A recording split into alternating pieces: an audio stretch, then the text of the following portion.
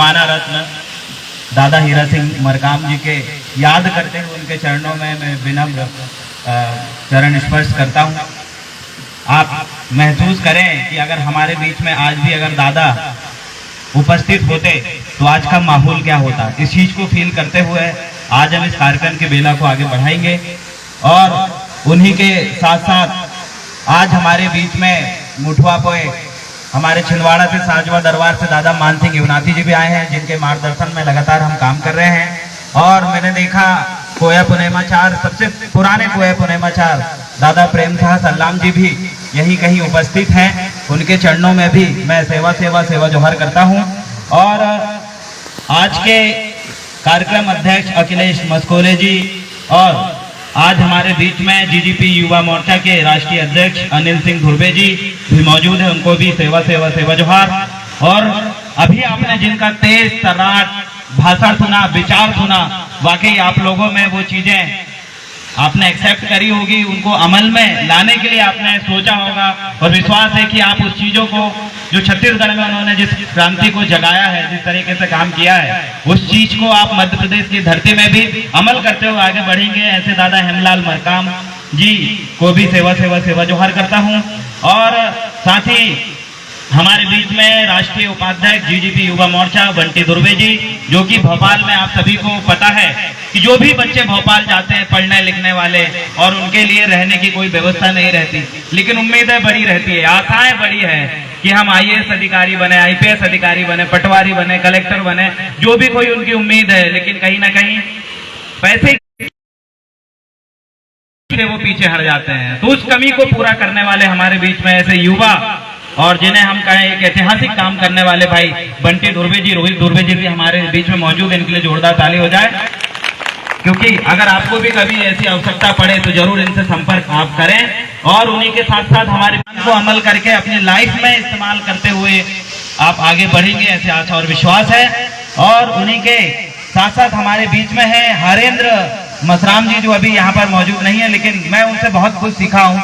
मैं आरटीआई संबंधित कई विशेष मुद्दे थे, मेरे को बड़ा वो रहता है अपने अंदर कि मैं ऐसी चीजें जो शासन का पैसा है उसका इस्तेमाल किस तरीके से हो रहा है, वाकई जिस काम के लिए वो पैसा या बजट आया वो उस काम के लिए यूज हो रहा है या नहीं हो रहा है, इसके बड़े सवाल मेरे अंदर मौजूद रहते थे। तो उसका लगातार नॉलेज हरेंद्र मसराम जी हमें देते हैं। और आशा और विश्वास है कि आप जितने युवा यहाँ पर हैं, जो पैसा आपकी ग्राम पंचायत से लेकर जिला प्रदेश में या फिर जिस भी स्तर पे आता है, अगर आपको भी ऐसे बहुत सारे नॉलेज की आवश्यकता हो तो हमारे गुणमाना मूवमेंट से जुड़े ऐसे बहुत सारे युवा योद्धा हैं जिनसे आपको सीखने की आवश्यकता है। अगर आप सीखेंगे तो आपके अंदर नॉलेज आएगा और आप मुद्दों को समझ पाएंगे।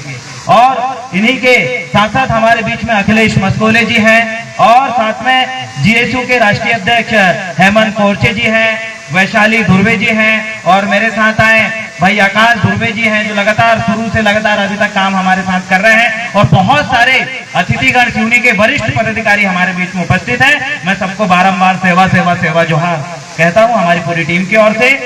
और साथियों, आज के इस कार्यक्रम के जो बिंदु है उस पर हम बात करेंगे। तो आपने सुना, बहुत सारे वक्ताओं ने अपने विचार रखे, मैं उसी विचार को आगे बढ़ाते हुए, मैं देवरावन भलावी छिंदवाड़ा से हूँ, वर्तमान में विधि का छात्र हूँ, और साथ ही विभिन्न प्रकार के आंदोलनों से हम जुड़े हैं, लगातार काम करते हैं। हर किसी से सीखने की हम कोशिश करते हैं, चाहे वो अपना हो चाहे वो दुश्मन हो, क्योंकि मुझे बचपन से ही हमारे जो भूमिका संघ के जितने भी भूमिका मुठवाओं ने हमें समझाया, एक चीज बताया है कि बेटा किसी भी चीज को अगर छोड़ना तो 100% जानकर छोड़ना, और किसी भी चीज को स्वीकार करना तो 100% जान के स्वीकार करना, ताकि तेरे को बाद में पछताना ना पड़े। तो उसी चीज को मैं अपनी लाइफ में आगे बढ़ाता हूं, और आप लोग भी 100% हर चीज को जाने।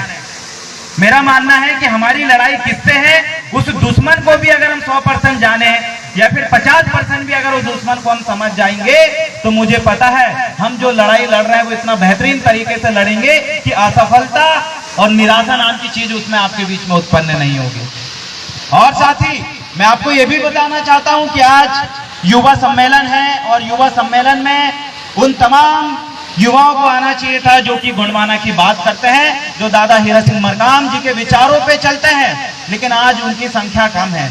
हो सकता है वो शादी विवाह में भी मस्त होंगे, हो सकता है उनका व्यक्तिगत कोई काम होंगे, लेकिन मेरे लिए और आप जैसे जितने भी मेरे जैसे सभी विचारकों और युवाओं के लिए, जिन्होंने पहली प्राथमिकता अपने उस रिश्तेदार की शादी को नहीं दिया, जिसने पहली प्राथमिकता अपने उस काम को नहीं दिया, जिसने पहली प्राथमिकता दिया तो ये गुणवाना के मंच पर युवा सम्मेलन को और आज के हम युवाओं को विचारकों को दिए, इसके लिए आप सभी लोगों को सैल्यूट है, बारंबार जोहार है। और मैं आपको दिल से कहना चाहूंगा, वाकई गुणवाना के सिपाही हैं। तो आज इस मंच के माध्यम से मैं किस उद्देश्य को लेकर अपने घर से निकला था वो आपको मैं बता देता हूं। मैं इस उद्देश्य को लेकर आज घर से निकला हूं और मैं चाहता हूं वो उद्देश्य भी पूरा होगा। हम जितने भी युवा अपने अपने स्तर पे हम बहुत सारा नॉलेज रखते हैं, कोई नाचने का नॉलेज रखता है तो कोई बोलने का नॉलेज रखता है, तो कई का बहुत पुराना अनुभव है इस आंदोलन का। कई ऐसे युवा हैं जो कर्मठता से जमीन में काम करते हैं। हमें हर किसी प्रकार के युवाओं की आवश्यकता इस गुणवाना आंदोलन को सफल करने के लिए लगेगी। ये 5 उंगलियां जिस प्रकार से एक मुट्ठी बनती है, वैसे ही सभी प्रकार के लोगों की जरूरत पड़ेगी। न किसी को निकालने की जरूरत है, ना किसी को भगाने की जरूरत है। तो मैं आपको इस बात के माध्यम से इस बात को बताना चाहता हूं कि आप किसी भी संगठन में किसी भी जगह पे आप हो, लेकिन आज के समय, आज का ये वक्त बोल रहा है, दादा हीरा सिंह मरकाम जी का मिशन बोल रहा है कि ओ युवाओं, अब और कब तक भटकते रहोगे? क्योंकि आज भी अगर आप एक मंच में आकर एक साथ अगर आपने प्लानिंग नहीं बनाया, अगर आप लड़े नहीं, तो ये गुणवाना राज्य का सपना सपना रह जाएगा। और आपके जो विकास गुणवाना समग्र क्रांति आंदोलन के जो आंदोलन चल रहा है उसमें जो पॉइंट दादा ने भी बताया है वो सब रखे के रखे रह जाएंगे। अगर आप चाहते हो आपका विकास हो, अगर आप चाहते हो आपके मोहल्ले, जिला और प्रदेश के आसपास आपके बीच में रहने वाले तमाम समुदाय का विकास हो, तो आपको बैठ के प्लानिंग करना पड़ेगा, बात करना पड़ेगा। क्योंकि बहुत सारी मनमुटाव रहता है, बहुत सारे मुख्य अतिथियों से भी कई बार उनको भी मेरे से मनमुटाव होगा, मेरे को भी उनसे होगा, लेकिन ये सुलझेगा तब जब हम बैठ के उस विषय में चर्चा करेंगे। क्योंकि इस गुणवाना आंदोलन को देखकर, इस गुणवाना आंदोलन को, विचार को देखकर इस मध्य प्रदेश के अंदर और देश के अंदर कई आंदोलन सक्रिय हो गए।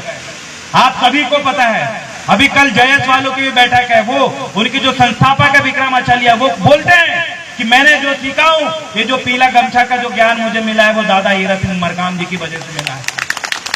सोच के देखिए, लाखों संगठन बनने लगे, लाखों युवा बनने लगे सिर्फ और सिर्फ मिशन की वजह से। लेकिन आप इस बात को भी सोचना पड़ेगा, आज इस गुणवाना आंदोलन का जो मिशन है, युवाओं को अंदर, युवाओं के अंदर कितना फिट है। चलो मैं नाइट में मीटिंग लेता हूँ, 8:30 बजे मैं बहुत सारे स्टेट के युवा लोगों से मीटिंग लेता रहता हूँ, कई लोग जुड़े होंगे। उसमें मैं कई बार उनसे पूछता हूँ, क्या गुणवाना आंदोलन के बारे में क्या जानते हैं आप? 1 मिनट में शॉर्ट में अपनी बात रखे तो 1 मिनट भी नहीं बोल पाते। कई लोगों से मैं ये भी पूछता हूँ कि वर्तमान समय में आदिवासियों की कौन कौन सी समस्याएं चल रही है, क्या आपको पता है? तो वो भी नहीं बता पाते। मैं ये भी पूछता हूँ, आदिवासियों की कौन सी वो मुख्य मांगे हैं जिनके लिए आदिवासियों को मांग करना चाहिए, लड़ना चाहिए और छीनना चाहिए? युवाओं को वो भी पता नहीं है। ये क्यों पता नहीं है? ये इसलिए पता नहीं है क्योंकि हम सिर्फ मिशन शब्द बोलते हैं, क्योंकि हम गुणवाना आंदोलन की बातें सिर्फ बोलते हैं। हमने बैठकर उन युवाओं को ट्रेनिंग के माध्यम से, प्रशिक्षण के माध्यम से कभी दिया नहीं।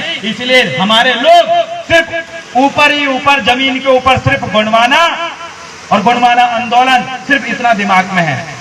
मुझे गर्व है या मुझे अच्छा लगता है, मेरे जो जितने भी मुख्य अतिथि वरिष्ठ युवा नेतृत्व यहाँ पर बैठे उनको ये बात पता है। लेकिन हम आप सभी लोगों को या फिर गांव का अंतिम व्यक्ति तक इस मिशन को व्यवस्थित तौर पे 100% आपके दिमाग तक क्यों नहीं पहुंचा पा रहे हैं, वो बात हमको और आप सभी को सोचने की आवश्यकता है। हमारे बीच में नए नए मिशनरी संगठन आ गए आदिवासियों को लेकर, आप सभी लोग जानते हैं। अभी एक दादा ने उसका नारा भी लगा के गए थे, बच्चे बच्चे को सिखाना है, आदिवासियों को बचाना है। कहां से आया ये नारा? किसने बनाया ये नारा? वो कब उपजे? उनका मिशन कब पैदा हुआ? वो कब गुणवाना की अच्छाई देने लगे? कब वो लोगों को प्रशिक्षण देने लगे? वो अभी अभी ये सब कर रहे हैं, लेकिन उनका मूवमेंट देखिए, आरएसएस का मूवमेंट देखिए। वो अपने लोगों को गुणवाना में भी घुसाड़ के रखी है, कांग्रेस में भी है, बीजेपी में भी है, समाजवादी पार्टी में। आरएसएस का व्यक्ति हर पार्टी से लेकर, हर विभाग से लेकर हर जगह चल रही है। जो कभी किसी ने नहीं किया। और अगर तुम व्यवस्थित तौर पर सोचोगे तो आप हंसोगे। कोरोना के समय उन्होंने आपसे थाली बजवा दिया, अभी फिर वो उतर के जमीन में आके बोलती है, वहां की वित्त मंत्री बोलती है कि यहाँ की जो जीडीपी बढ़ी है, अमेरिका की जीडीपी बढ़ी, हमारे यहाँ की घटी है, तो वहां की बढ़ी है। वो उल्टे तरीके से बोलती, मैं तो प्याज खाती नहीं है, रेट बढ़ गया क्या। वो ऐसी बात बोलते हैं और उस पर आपको विश्वास हो जाता है। कहने का मतलब मैं ये बताना चाहता हूं, अगर वो आपके सामने झूठ भी फेंकेगी तो आप उसे स्वीकार कर लेते हैं। लेकिन गुणवाना के लोग, हमारे लोग चिल्ला चिल्ला के इस बात को बोलते हैं कि ये गुणवाना की मूल निवासी हो, आप यहाँ के मालिक हो, यहाँ की सत्ता संचालन से लेकर शिक्षा व्यवस्था से लेकर तमाम व्यवस्थाओं में, संचालनकर्ताओं में आप उस चेयर में, उस कुर्सी में बैठे रहना था। आपको इस देश को चलाने वाले पूंजीपतियों में भी आपके लोग बैठना था, आपके लोग भी बराबरी करना था, लेकिन आप क्यों नहीं कर पा रहे इस बात को। और इसको समझाते हो, जैसे दादा ने 7 बिंदु बताया, उन बिंदुओं को आज तक अमल नहीं कर पाए, जबकि वो व्यक्ति झूठ लाके आपके बीच में परोसते हैं और आपको खिला भी लेते हैं। कितना कमजोर है। दादा मरकाम जी ने बताया भी, दादा ने, कि बस्तर के अंतिम गांव अबूझमाड़, मैं उस गांव के बारे में पढ़ता हूं, वहां की स्थिति के बारे में मैंने पढ़ा हूं, मैं आज तक नहीं गया हूं, वहां तक दादा पहुंच गए। इतना उन्होंने मेहनत किया, लेकिन आज हम कितना मेहनत कर रहे हैं। इन मंचों में बैठकर जितनी जागृति नहीं आएगी, उतनी जागृति दादा हीरा सिंह मरकाम जी के द्वारा गांव गांव जाकर लेकर, मीटिंग लेकर जिन लोगों को जगाया था, तब जाके वो जागृति आएगी। हमको वो करना है। हर गांव में अभी बात आती है ना सत्ता की, सत्ता कैसे आएगी भाई। सत्ता में आप जिस दिन बैठ जाओगे ना, ये मुद्दा क्या है, गोंडी भाषा के प्रमुख तत्व या फिर किसी भाषा को संविधान में दर्ज कराने के लिए आवश्यक मापदंड, अरे ये कुछ देखने की जरूरत नहीं पड़ेगी। जिस दिन आप मुख्यमंत्री बन जाओगे, वो मुख्यमंत्री बन गया तो वो कुछ भी चेंज कर दे रहा है। वो तो कल के जबलपुर को भी कर देगा। वो कौन सा रानी ताल का नाम चेंज कर दिया था, वो कुछ भी कर सकते हैं सत्ता में बैठने के बाद। आपके बच्चों को कटोरा पकड़ाना है या लैपटॉप, कंप्यूटर या स्लेट पकड़ाना, ये बात भी वो डिसाइड कर रहे हैं। अभी एट्रोसिटी एक्ट की बात करें तो दादा, 1 साल से एट्रोसिटी एक्ट का मुआवजा नहीं मिला मध्य प्रदेश के अंदर। क्यों नहीं मिला भाई? क्योंकि उनके हाथ में है कि तुम्हारे लोग सड़ जाए, मर जाए, उनको जो अनुदान राशि है वो नहीं मिलेगी। एट्रोसिटी एक्ट में जो राशि मिलनी चाहिए, हमारे लोगों को तो इतना भी नहीं पता रहता कि जब अनुसूचित जाति जनजाति अत्याचार निवारण, ये भी उसको पता नहीं रहता। बाद में पता चलता है कि हाँ उसमें तो 90,000, ये 1 लाख, ये 2 लाख, 2 लाख रुपए तो 2.5 लाख या 8 लाख तक मुआवजा बनता है, ये तक नहीं पता हमारे लोगों को। आप सोच के देखिए, वो जो सरकार बैठी है वो आपको बर्बाद करने के लिए बैठी है, आपको विकास करने के लिए नहीं बैठी है। जो पूरे के पूरे तरीके से हिंदू धर्म को मानता है, उसको आप आदिवासी श्रेणी में डाल सकते हो। लोकुल कमेटी के हिसाब से, ये डेवर कमेटी के हिसाब से कैसे आप ये डिसाइड कर सकते हो? आदिवासी होने के क्या प्रमाण होते हैं? आदिवासी के पास अपनी सबसे पहला प्रमाण होता है उसकी जमीन। आदिवासियों के पास प्रमाण होता है उसकी रीति रिवाज, संस्कृति, टोटम कस्टम, बोली, भाषा। जबकि जंगल बचेंगे तो पूरी दुनिया को ऑक्सीजन मिलेगी और हवा मिलेगी और जिंदा रहेंगे। लेकिन जंगल खत्म कर रहे हैं और जंगल में जो आदिवासी रहते हैं उनको नक्सली बता के गोली मार रहे हैं। अरे आदिवासियों का घर, उनका जंगल में घुस रहे, क्यों घुस रहे हैं वो लोग? मेरा पहला सवाल यही रहता है। जो व्यक्ति जंगल में रहता है वो उसका घर है। शहर में जाके तो कोई व्यक्ति गोली चलाता नहीं है। आदिवासी उनके जंगल में घुस के उनको उजाड़ा जा रहा है। अभी क्या हुआ यहाँ पर, ये मध्य प्रदेश में अभी यहाँ पर 2 मंडावी लड़की मरी। कौन है वो मंडावी लड़कियां जिनको नक्सलाइट बता के मारा गया? क्यों जा रहे हैं वो नक्सलाइट मूवमेंट में? आखिर कहां से आ रही है उनके पास इतनी बड़ी बड़ी बंदूकें? आप इस षड्यंत्र को समझेंगे तो उसके लिए आपको यहाँ का नहीं, इन षड्यंत्रकारी जो लोग आज सत्ता में बैठे हैं, इन्होंने विदेश में भी यही किया था। अमेरिका के पास जब बहुत सारे हाईटेक हथियार थे, जब अमेरिका के पास बहुत सारी मशीन थी, लेकिन उनके पास डीजल पेट्रोल नहीं था, तो उन्होंने क्या किया कि हमें डीजल पेट्रोल चाहिए, हमारे पास तो मशीनें खूब है लेकिन चलेगी तभी जब डीजल रहेगा, बिना डीजल के चल नहीं सकती। तो उन्होंने क्या किया, उन्होंने जो मुस्लिम कंट्रियां हैं, उन मुस्लिम कंट्रियों से डीजल लाना पड़ेगा तो मुस्लिम कंट्रियां अमीर बनेगी और हम तो जो नंबर 1 बनना चाहते वो नहीं बन पाएंगे। तो इन्हीं आरएसएस जैसे मानसिकता के लोगों ने क्या रणनीति रचा, आप समझिए। उन्होंने क्या कहा, वहां के अमेरिका में जो मुस्लिम है उन मुस्लिमों के ऊपर खुद सरकार के लोगों ने हमला करवाया। हमला कराने के बाद उन्हीं लोगों को ये बोला कि फलाने देश जहां से डीजल पेट्रोल आता है उनने हमला किया है, और इतना गंदा माहौल बनाया, वहां से शुरू हुआ, इतना गंदा माहौल बनाया कि मुसलमान को देखते ही आतंकवादी बोल दे, ऐसा माहौल क्रिएट किया और जबरदस्ती उन्होंने आक्रमण करके डीजल और पेट्रोल और जितनी सारी चीजों में कब्जा करके, और वो बहुत अमीर बने। वही फार्मूला उन्होंने छत्तीसगढ़, मध्य प्रदेश से लेकर तमाम आदिवासी स्टेटों में लागू किया कि आदिवासियों को पहले तो उन्होंने जानबूझ के हथियार पकड़वाया, समुदाय के लोगों के ऊपर अपनाया गया था। उन्होंने आपको पहले दुनिया की नजरों में नक्सलाइट साबित किया और नक्सलाइट साबित करके आपको गोली मारा। और नक्सलाइट को मारते हैं वो लोग, लेकिन उनका असली मकसद होता है जंगल छीनना। वो काम जो विदेशों में इस विचारधारा के लोगों ने किया था वो यहाँ पर भी कर रहे हैं। हम इस बात को समझना पड़ेगा। हमारे लोगों को चाहते हैं कि खत्म हो जाए। आपकी 5वीं अनुसूचित क्षेत्र को वो खत्म कर दिया। मैं ज्यादा लंबा नहीं बोलूंगा, मैं अंत में इतना बोलूंगा कि अगर आपको हमारे मुखियाओं को विधायक सांसद बनाना है, सत्ता में पहुंचवाना है, पूरी जीवन गुणवाने के लिए दिया है, तो उसके लिए आपको एक काम करना पड़ेगा। हमेशा याद रखना, विधायक नेता या फिर कोई एक व्यक्ति नहीं बनाता। विधायक और सांसद कोई अगर बनाते हैं, उनके कार्यकर्ता और उनके कैडर, उनके लोग बनाते हैं। तो आपको क्या करना पड़ेगा? जो हमारी विचारधारा को मानते हैं, जो दलित समुदाय हुआ, ओबीसी वर्ग के कुछ लोग हैं, जो लोग हमारी विचारधारा के समर्थन करते हैं, ऐसे लोगों को साथ लाना पड़ेगा। और जो सत्ता में बैठे लोग आपको खत्म करने के लिए और इस देश को हिंदू राष्ट्र बनाने के लिए जो लोग आगे आ रहा है, इनके मुंह पे कड़ा जवाब देना होगा। और उसके लिए आपको काम करना है। क्या काम करना है? आपको इनका आने का इंतजार नहीं करना है, हमारे मुखियाओं का आने का इंतजार नहीं करना है। आपने इस मंच से जो सीखा, इस मंच से आपने जो सुना, वही चीजें आपको अपने गांव में जाकर ऐसे ग्रुप में बैठ के समझाना पड़ेगा। मेरा मानना है, यहाँ अगर 200 लोग बैठे हुए हैं, अगर 200 लोग अपने एक एक गांव में भी जाकर अगर इस गुणमाना की बात बोलने वाले एक हर युवाओं की बात को अगर दोहरा के बताएंगे, तो मूवमेंट वहां से खड़ा होगा, इधर से नहीं होगा। दादा हीरा सिंह मरकाम अकेले घूमे, आप क्या चाहते हो? अगर आप दादाजी हमारे बीच में आज भी मौजूद रहते तो तुम तो आज भी अकेले घुमाते। हमारा काम था कि दादा मरकाम जी से बैठाकर उनसे ज्ञान लेना, उनसे कैरियर लेना, उनसे प्रशिक्षण लेना और जाके हमको गांव-गांव जाना था। लेकिन हमारी समाज में उस समय भी 20 साल दादा ने बिना, मैं जब छिंदवाड़ा आते थे तो हमें हमारे सियाने बताते थे, हम बहुत छोटे थे, तो महुआ रखते थे जेब में, भूख लगती थी तो महुआ खाते थे। उनकी चप्पल फट चुकी थी और वो गाँव-गाँव जाते थे। और ऐसी ऐसी जगह रुके दादा मरकाम जी, उनको खाने को ढंग से मिलता नहीं था। और उसी की वजह से जितना दादा मरकाम ने पूरा छिंदवाड़ा और अमरवाड़ा विधानसभा पूरा घूमी, उसके बाद मनमोहन साहब भट्टी जी आए, वो फिर विधायक बने थे। बहुत मेहनत करे थे दादाजी ने। लेकिन आज अब मुझे बताओ, हम क्या उतने मेहनत कर पा रहे हैं?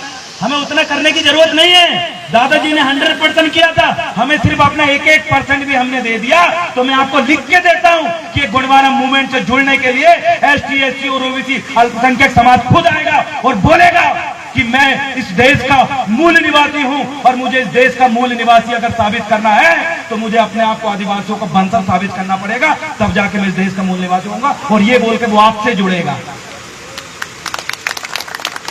एक ही उम्मीद है आपसे, आज से जाकर आप गांव में जितनी बन रही आप उतना बैठकर मीटिंग लोग और समाज को एक करोगे। जितना ही आपने कर लिया, तो मैं आपको गारंटी देता हूं कि हमारे हाथ में सत्ता भी आएगी और हमारी मूवमेंट और विचारधारा भी मजबूत होगी और हमारे लोगों में एका भी आएगी। सबसे बड़ा कारण है यहां तक कि राष्ट्रीय लेवल से लेकर गांव लेवल तक जितने भी संगठन और जितने भी कारखानी बनी है, एक ही सबसे बड़ी समस्या है कि हम लोग बैठते नहीं है। दुश्मनों के साथ भी आपको बैठना पड़ेगा, उनके मंसूबों को समझना पड़ेगा, उसके बाद उनके मंसूबों में भी पानी फेरना पड़ेगा। क्योंकि अगर आप जब तक चाल नहीं समझोगे, तब तक आप उनसे लड़ नहीं पाओगे कि वो क्या क्या षड्यंत्र बनाते हैं। मैं ज्यादा नहीं बोलूंगा, इतना ही कहकर मैं अपने विचार को ही विराम दूंगा। और अंत में तमाम युवा साथियों से मैं कहना चाहता हूं, हमारा मिशन एक है। मूवमेंट भले ही अलग अलग हो सकता है, लेकिन हम जो सोच के काम कर रहे हैं वो सबसे ज्यादा जरूरी है। और मैं एक ही उम्मीद आपसे करता हूं कि आज से आप अपने अपने गांव में जाकर बैठक लेंगे और उनकी बैठक की फोटो आप मेरे तक शेयर करेंगे।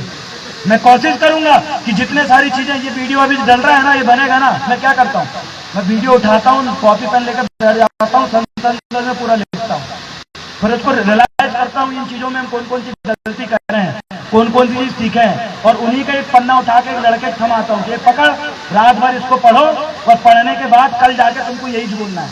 क्योंकि हमारे लोगों को ये भी पता नहीं रहता कि मीटिंग में जाके हम बोलेंगे। आपको पूरा मटेरियल पूरा मिलेगा। वीडियो आप देखिए, अभी दादा लोग यहाँ पर बैठे, इनका वीडियो देखिए, इनका आपने वीडियो ही देख लिया, उतनी ही चीज आप बोल दोगे तो मैं गारंटी दे रहा हूँ गुणमाना राज बनाने के लिए ज्यादा समय नहीं, हम आने वाले 10 साल के अंदर अंदर ये करके दिखा देंगे। जिन लोगों का यहाँ कोई अस्तित्व नहीं है वो यहाँ पर आके मध्य प्रदेश में बोलता है कि हम आदिवासी राष्ट्रपति बनाएंगे। अरे यहाँ पर आदिवासियों की संख्या 25% से ज्यादा है, हमें पता है हम कैसे बनाएंगे। लेकिन कई व्यक्ति यहाँ पर आके नारा देके जा रहा है, मेरे को कई बार हंसी आती है। लेकिन हमारी ये भी कमी है कि आज गुणमाना गणतंत्र पार्टी युवा मोर्चा का बहुत बड़ा यहाँ पर कार्यक्रम था, सभी युवाओं को आना था, क्यों नहीं आ पाया? आप उनसे पर्सनली फोन लगा बोलेंगे तो कुछ ना कुछ मन मुटाव वाली बात बोलेंगे। उठा के बाजू रखो, मन मुटाव एक तरफ, मिशन एक तरफ, क्योंकि हम किसी एक व्यक्ति से नहीं जुड़े हैं, हम यहाँ पर एक विचारधारा से जुड़े हैं। एक व्यक्ति गलत हो सकता है लेकिन विचारधारा कभी गलत नहीं होती। बहुत बहुत धन्यवाद। और मैं आपके साथ एक नारा लगाना चाहूंगा, प्रो पेंटा बना के रहेंगे, बना के रहेंगे, प्रो पेंटा, सजार पेंटा। बहुत बहुत धन्यवाद।